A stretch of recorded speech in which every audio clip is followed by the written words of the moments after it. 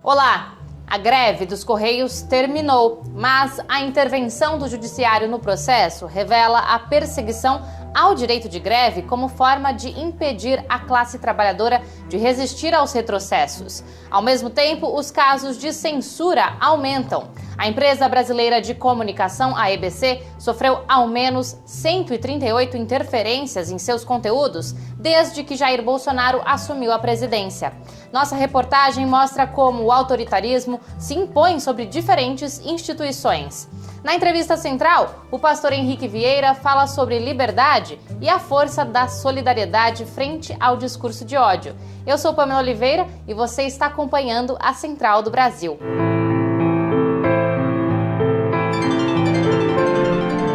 Central do Brasil. A lei que implementou o Sistema Único de Saúde completou 30 anos esta semana, justamente enquanto enfrenta uma das piores tentativas de desmonte desde a sanção. A precarização e o subfinanciamento da saúde, com a perda de 35 bilhões de reais no orçamento do próximo ano, compromete os atendimentos. Natália Santos, da Rede de Médicas e Médicos Populares, aponta alternativas para proteger o sistema de saúde público. Embarque imediato. Um problema que hoje nós brasileiros e brasileiras estamos enfrentando é o desfinanciamento do SUS. O SUS ele vem perdendo recursos ao longo dos anos, mas tem sido piorado nos últimos tempos, principalmente após a aprovação da Emenda Constitucional número 95, em 2016, que faz uma aplicação de um teto de gastos e, com isso, uma redução, uma contenção de gastos por parte do Estado em áreas que são básicas e essenciais, como saúde e educação. No próximo ano, caso a Emenda Constitucional ela volte a operar sem uma suspensão das regras fiscais, nós vamos ter umas perdas de 35 bilhões para a saúde. Lembrando que no próximo ano se prevê uma possibilidade de uma vacina para o coronavírus e uma amenização dos impactos que estamos passando enquanto população, profissionais de saúde, para dentro do SUS. Então, a proposta que apresentamos é que seja revogada a emenda constitucional no próximo ano e que seja mantido o piso que esse ano teve para o SUS.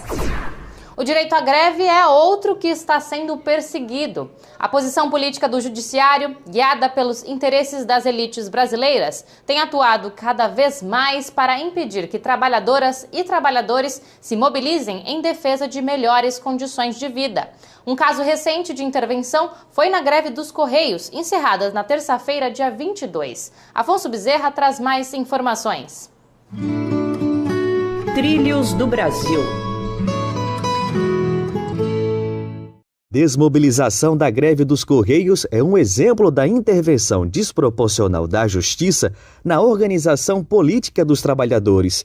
No início desta semana, o Tribunal Superior do Trabalho decidiu, como se fosse porta-voz da categoria, o retorno às atividades, o valor do reajuste, o tamanho do desconto pelos dias parados e ainda manteve o cancelamento de 50 dos 70 pontos do acordo coletivo já subtraídos pela empresa.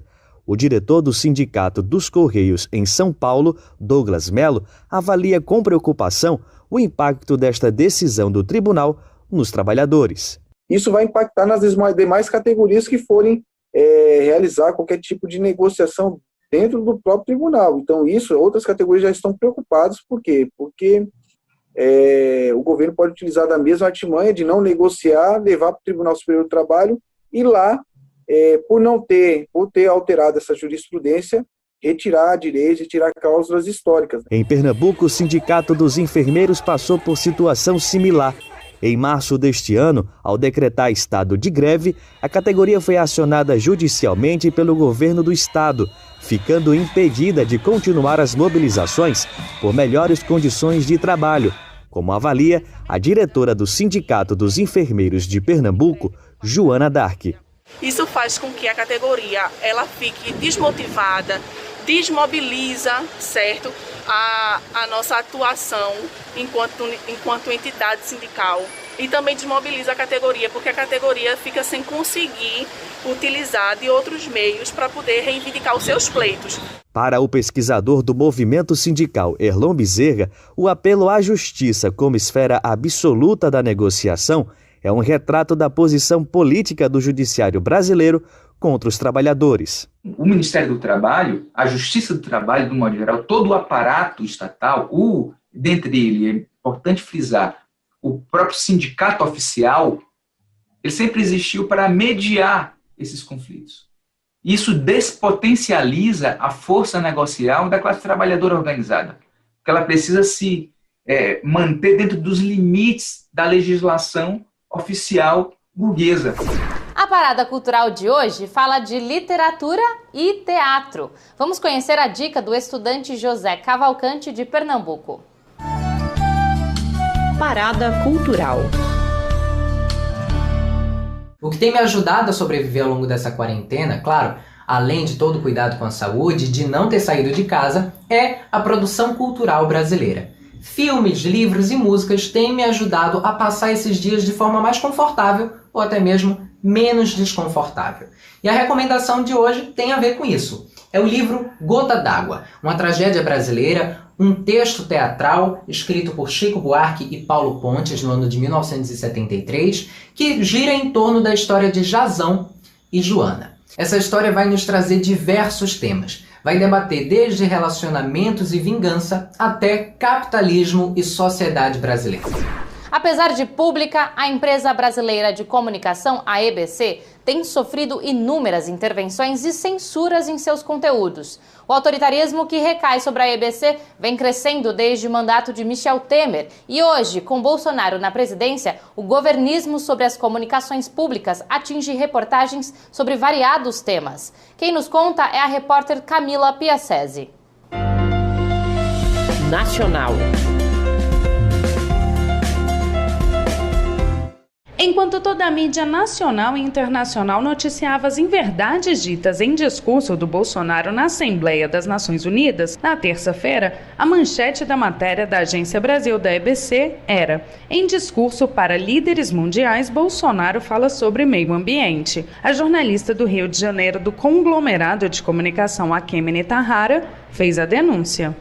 Falou um bocado de impropérios, falou mentiras, inclusive, falando que o auxílio emergencial era de $1.000. O que aconteceu não é novidade. Um dossiê produzido por servidores da EBC aponta 138 casos de censura em pautas e reportagens produzidas entre janeiro de 2019 a julho de 2020.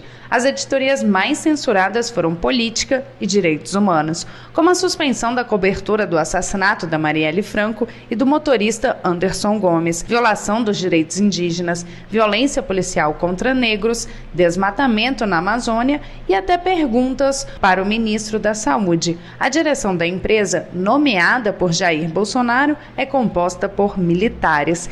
Esse é o segundo dossiê acusando o governo de censurar a EBC. O primeiro foi durante o governo Temer e apontava mais de 60 denúncias. O jornalista da EBC e diretor do Sindicato dos Jornalistas Profissionais do Distrito Federal, Lucas Kraus, ressaltou que o aumento nos números representa autoritarismo. É um encrudecimento do autoritarismo no Brasil se revelando na comunicação pública. A gente sabe que todos os países democráticos do mundo possuem uma comunicação pública diversa, plural, autônoma, independente, e isso é garantido também pela lei de criação da EBC. Com o autoritarismo e o discurso de ódio como formas do presidente Bolsonaro governar em benefício próprio, as notícias podem nem sempre ser animadoras. Mas, na entrevista central de hoje, Jonatas Campos conversou com o pastor Henrique Vieira sobre valores importantes que fazem parte da cultura do povo brasileiro e que nos enchem de esperança, como a prática da solidariedade. Vamos acompanhar. Entrevista Central. Hoje a Entrevista Central conversa com Henrique Vieira. Ele é pastor da Igreja Batista do Caminho, fundada em Niterói, no Rio de Janeiro. Também é ator, poeta, professor e exerce uma grande influência nas redes sociais, sempre com palavras de tolerância, de ecumenismo entre as religiões e também de combate à violência de todas as formas. Agradecemos sua presença conosco, pastor Henrique. Como cada pessoa pode professar a sua fé nessa pandemia sem colocar em risco a saúde das outras pessoas, levando em consideração que a gente ainda tem uma série de restrições quanto a aglomerações? A nossa igreja aqui no Rio entende que não é o momento de voltar ainda. A gente acha que é melhor manter o distanciamento social, estamos aguardando. Mas a fé pode ser cultivada em casa por meio da oração, da reflexão bíblica, por atitudes de cuidado, de companheirismo, de chorar com quem está chorando, de sofrer com quem está sofrendo, de dividir a dor desse momento tão difícil. Nós sentimos saudade do encontro presencial, mas a fé não depende do encontro presencial para se desenvolver. No nosso dia a dia, podemos manter comunhão com Deus, e a comunhão com Deus se manifesta no serviço ao próximo, em atitudes de cuidado, em atitudes de amor, e para isso não tem espaço. Todo espaço é válido para adorar a Deus com atitudes de amor.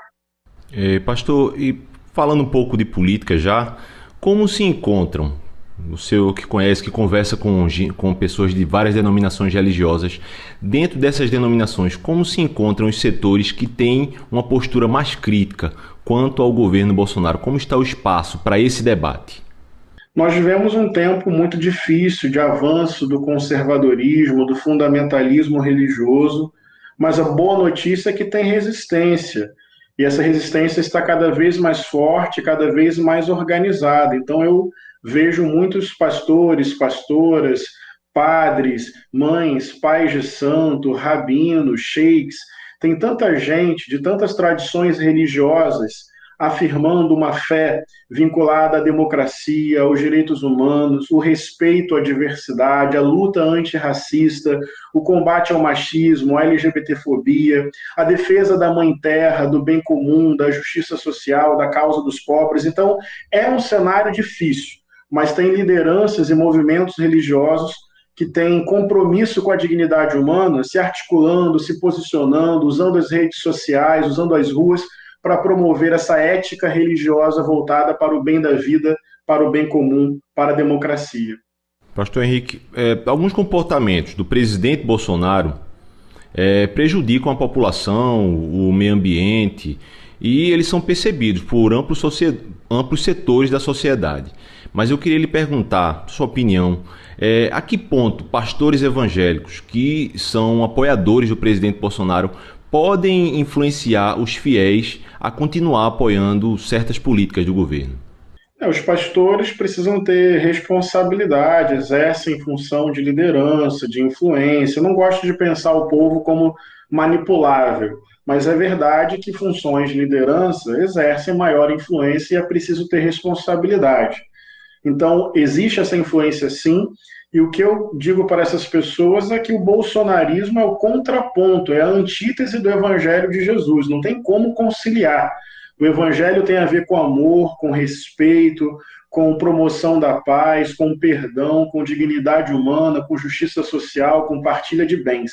O bolsonarismo é exaltação de tortura, de ditadura, de vingança, é indiferença ao sofrimento humano, é preconceito, é ódio, é a violência como política. Então, eu chamo a atenção para que esses pastores, a partir da ética do Evangelho de Jesus, compreendam que o bolsonarismo nada tem a ver com o Evangelho e significa um peso, um mal enorme para o povo desse país, um risco para a democracia, e os discursos de ódio do presidente na ponta, no dia a dia, influenciam e estimulam múltiplas violências, causando sofrimento e morte. O senhor sempre trata, em redes sociais, em entrevistas à imprensa, de temas espinhosos para a religião, como as relações homoafetivas, como o machismo. E aí uma última pergunta que eu gostaria de lhe fazer é o seguinte: qual deveria ser o papel da religião no combate à violência contra a população LGBT, contra mulheres, contra minorias? A partir da ética do Evangelho, da centralidade do amor como experiência de Deus, cabe à Igreja se colocar ao lado das LGBTQIA+, para defender a sua dignidade, o seu direito de existir sem medo, sem ser alvo de preconceito, discriminação, ódio e violência. Cabe à Igreja vencer, dentro da sua própria estrutura, o machismo que impõe às mulheres tanta violência. Não tem outra forma da Igreja ser coerente com o Evangelho de Jesus. Eu fico por aqui. Acompanhe a gente pelas redes sociais. Basta seguir o nosso Instagram, @Programa Central do Brasil. Até amanhã.